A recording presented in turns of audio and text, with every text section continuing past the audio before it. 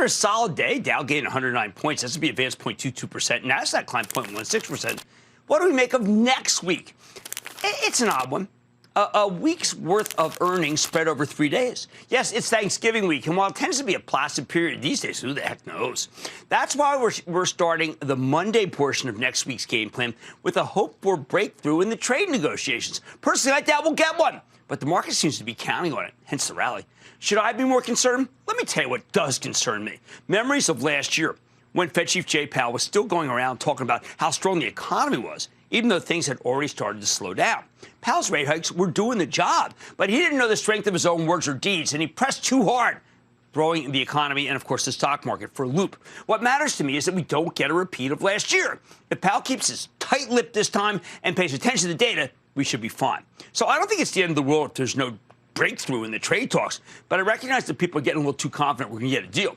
The impression that a deal may be imminent doesn't come from here. It comes from the Chinese. Because so much of the mainstream media loathes Trump, they let the Chinese government control the narrative. I wish they'd be as skeptical of China as they are of the White House. Of course, a deal is always possible, but the longer the stock market stays up, the less likely it is that we'll get one. A strong market means President Trump has more leverage to hold out for better terms. Make no mistake, the president's paying close attention through his advisors to some of the more salient decisions companies are making about how much they should scale back their Chinese exposure. He thinks that the longer this trade war drags on, the worse it is for China and the better for the United States. He also knows that President Xi can't say the same thing, although Xi's people have put out the word that the talks could be derailed if Trump says anything positive about democracy in Hong Kong.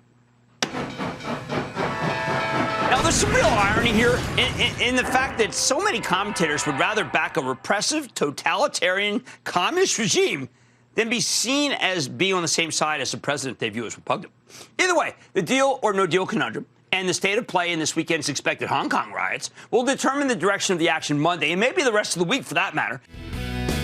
Don't miss a second of Mad Money. Follow @Jim Cramer on Twitter. Have a question? Tweet Cramer. #MadTweets.